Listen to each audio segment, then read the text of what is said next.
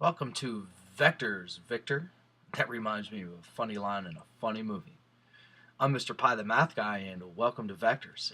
Vector. A vector is any size quantity with a size and direction. Initial point is where the vector starts, the terminal point where the vector ends, and the magnitude is the distance from the initial point to the terminal point. These words are going to be important for you to understand because I may use them in this upcoming video on vectors.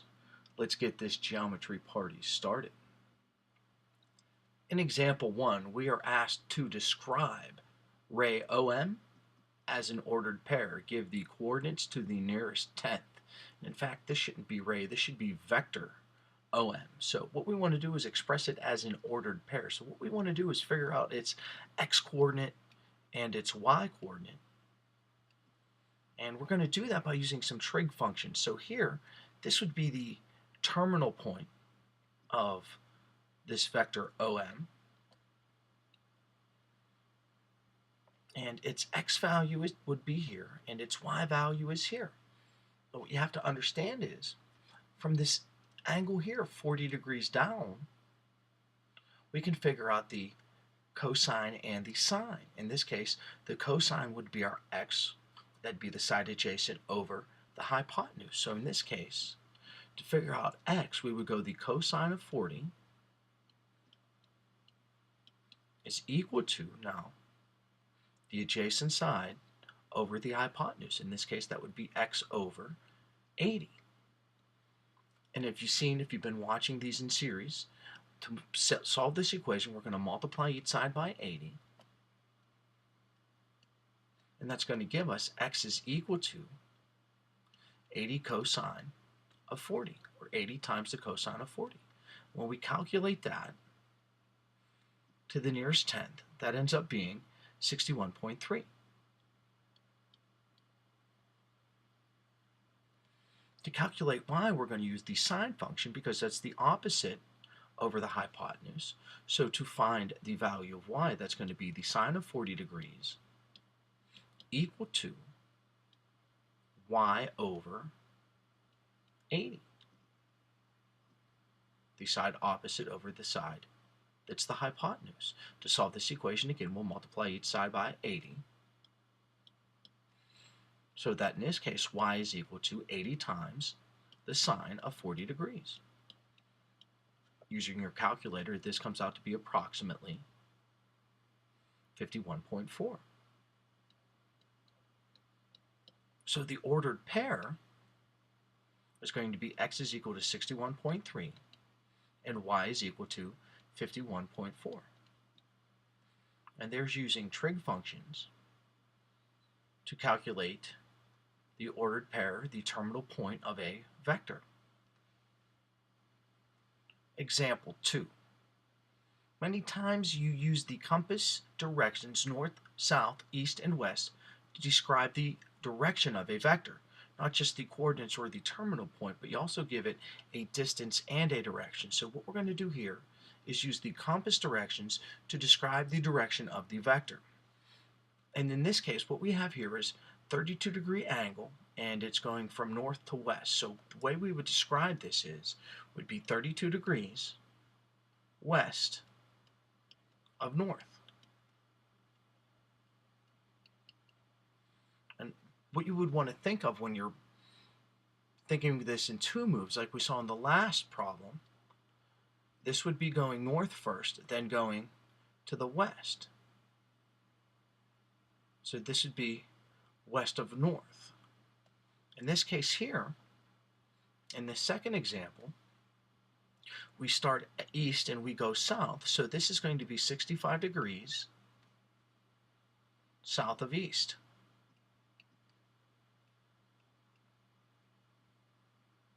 And here, what we have is 25 degrees starting at south and going towards the west. So this is going to be 25 degrees west of south.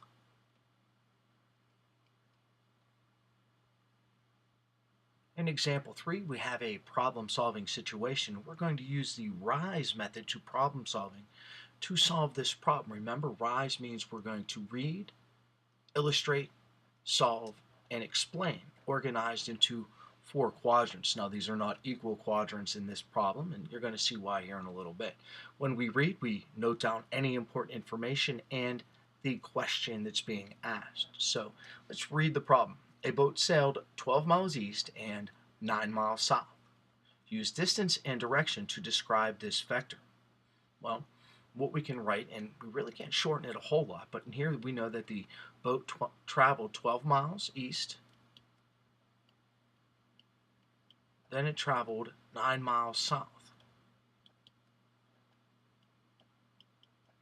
What we want to do is use distance and direction to describe the vector. So distance and direction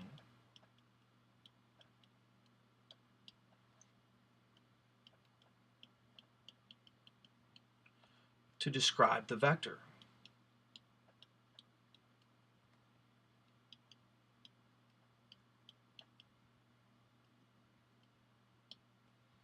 So here in our Illustrate, I'm going to use some dashed lines to help me out here. Now, starting at this middle point, we know that the boat sailed 12 miles east. So that would be to the right 12 miles. And if we use each block as one, that'd be 1, 2, 3, 4, 5, 6, 7, 8, 9, 10, 11, 12 miles east. Then it went 9 miles south. So from here it went 9 miles south. So 1, 2, 3, 4, 5, 6, 7, 8, 9. I like the things to be perfect. So then our vector, our resultant vector is this red vector here. Continuing to illustrate, it traveled 12 miles east and then 9 miles south. This forms a right angle. So we can find the distance by using the Pythagorean theorem. These are the legs of the right triangle, and this is the hypotenuse. So the first thing we're going to do in our solve is going to be find the distance of this vector. So that would be the Pythagorean theorem. C squared is equal to A squared plus B squared. Now, usually you write it, say it as A squared plus B squared is equal to C squared, but I switched it around to make the problem solving a little quicker. We're solving for C squared. So that would be 12 squared plus 9 squared.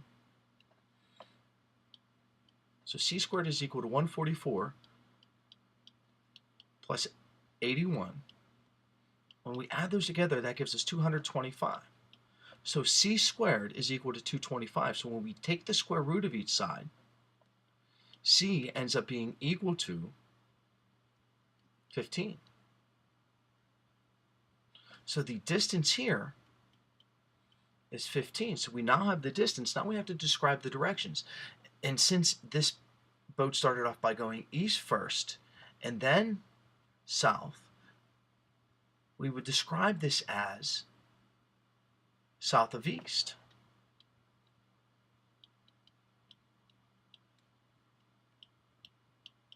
Now we have to calculate this angle right here. I'm going to put theta in there. We have to calculate that angle theta. We want to know, that's how we describe the vector, the direction. It's going to be south of east at a particular degree angle. And that angle we're going to find by using one of the 3 trig ratios. It really doesn't matter. If we stick with what we knew, 12 and 9, that would be the opposite over the adjacent. So that would be the tangent. So now we're calculating that angle in there. That would be the tangent of angle theta is equal to the opposite over the adjacent. Substituting in what we know, we don't know the angle theta in this case. So that's what we're going to be solving for. And that's going to be equal to the side opposite angle theta, which is 9, and the side adjacent to angle theta, which is 12. In here, to solve this, we use the inverse tangent. And on a calculator, that would be this, tangent to the -1 power. And when we apply that to both sides, that cancels this one out. Yeah, when we apply it to both sides, it cancels it out on the left-hand side, leaving us with the angle theta. And then we have to take the inverse tangent of 9 over 12. And I'm going to cut away to show you how to do this on a calculator. It ends up being really easy. So Watch this for a second, and I'll be right back to this example 3. Angle theta, we have to do the inverse tangent. And to do that on a calculator, it's pretty easy. Here I have a TI-84, and it's pretty simple to do. Usually it's on any calculator part of the secant functions. You can see that right here, the tan of -1, or the inverse tan. So to access S, you press the second key, then you'll press tangent, and you can see that's up here, the inverse tan, and that would be of 9/12. Of course, you could put that in as 3/4, and you get the same thing. Then you press equals or enter, and you can see that comes out to be approximately 37, rounding this problem to the nearest degree, so that would round to 37 degrees. From that calculator, we saw that the measure of angle theta is approximately 37 degrees. So in the explain portion, I'm going to keep it pretty simple. I use the Pythagorean theorem to find the distance. I'm going to abbreviate here, Pythagorean theorem.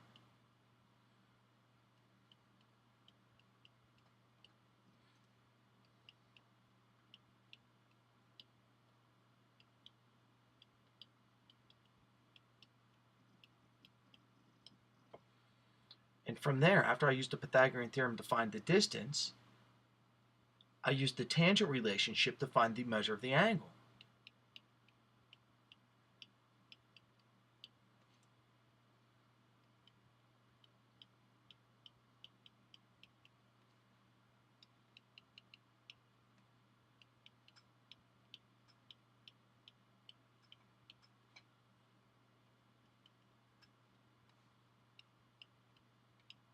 And I'm going to end with my final answer. Describe the direction and distance. Well, they traveled 15 miles at 37 degrees south of east.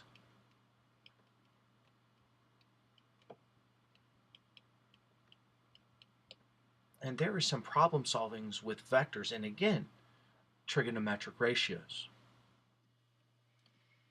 Here we're going to be taking a look at adding vectors. In essence, when we're adding vectors, it ends up being adding ordered pairs. When we talk about vectors, you may also use a lowercase letter to name a vector instead of the initial point and the terminal point. Here we have vector A, here we have vector U, and here we have vector W. You can see this notation here. It's like half an arrow to indicate that we're talking about a vector. In fact, it could be a V on its side, if you will. So when we add vectors for vector A, where its x-coordinate is x1, its y-coordinate is x2, and its c-coordinate is, or it should be, vector C.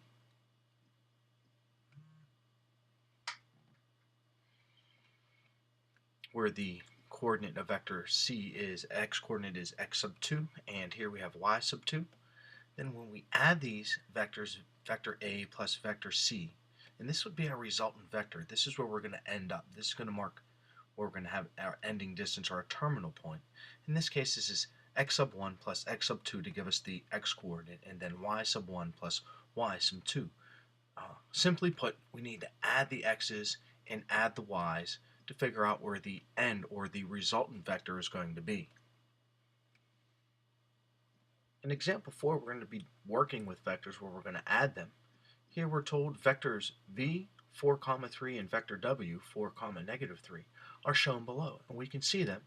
Here's vector 3, to the right 4 and up 3. Vector w, to the right 4, down 3. We want to write vector s, their sum, as an ordered pair. Well, let me give you a picture of what's going on here. What we're going to be able to do here,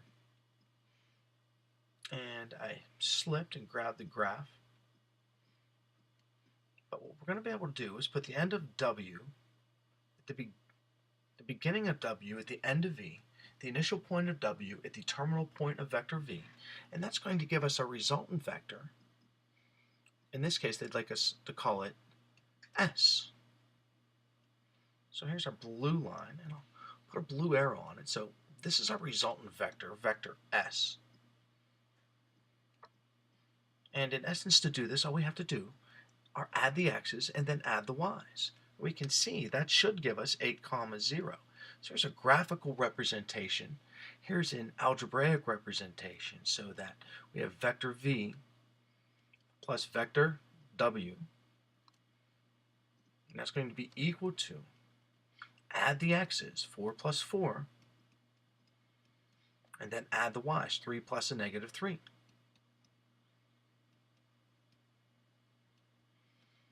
When we simplify that, 4 plus 4 is 8, negative 3 and 3 give us 0.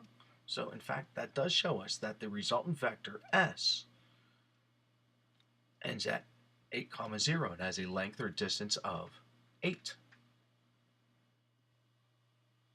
Example 5, we're told an airplane speed is 250 miles an hour in still air.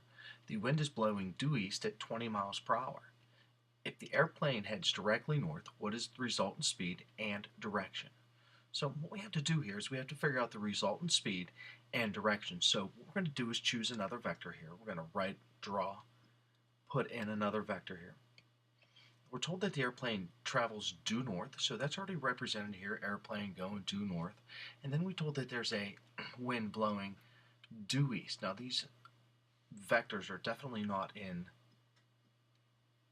tune with each other as far as the proportions, but the idea is here.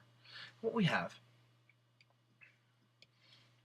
is that the plane's traveling 250 miles an hour due north, and we're told that there's an easterly wind at 20 miles an hour. We have to figure out how fast the plane's going, because the plane's going to be pushed along this resultant vector. We need to figure out how fast it's going, which we'll use the Pythagorean theorem from that, because this is a right angle, north and east form a right angle. And then we'll have to figure out this angle theta, so we can give what direction. We know this is going to be east of north. We just have to figure out how many degrees, and we're going to represent that with the angle theta. So we're going to have a tangent relationship in the Pythagorean theorem. So let's solve for the resultant vector's speed or distance in this case. So that would be c squared is equal to a squared plus b squared. Now that's the Pythagorean theorem. Substituting in, c squared is equal to 250 squared plus 20 squared. So that gives us c squared is equal to 62,500 plus 400. When I add those together and take the square root of both sides, I'm taking the square root of both sides here. When I add those together, that gives 62,900. That doesn't factor down in anything fun or easy. What it ends up being approximately equal to 250.7. And that would be miles per hour. And I said miles per hour, wrote it, and then wrote per hour. So that'd be miles per hour per hour. That would be a little ridiculous. So that'd be miles per hour, the way I've been writing it. Let's be consistent. So that's the resultant vector, 250, approximately 251 miles per hour. Now, to figure out the angle, okay, that's a tangent relationship. We need to figure out the tangent of angle theta. And from here, that's the opposite over the adjacent. Remember, that's the tangent relationship. Opposite over adjacent. And from there, you substitute in the sides. You know, the opposite is 20. The adjacent is 250. So the tan of theta is equal to 20 over 250, which of course does reduce to 2 over 25. We solve that by doing the inverse tan, so theta is equal to the inverse tan of 2 over 25. At that point, you plug that into your calculator, and it comes out to be about 4.6. That'd be 4.6 degrees. We're going to round that for 5 for the final answer. So that'd be about 5 degrees, and that would be, remember, that would be east of north.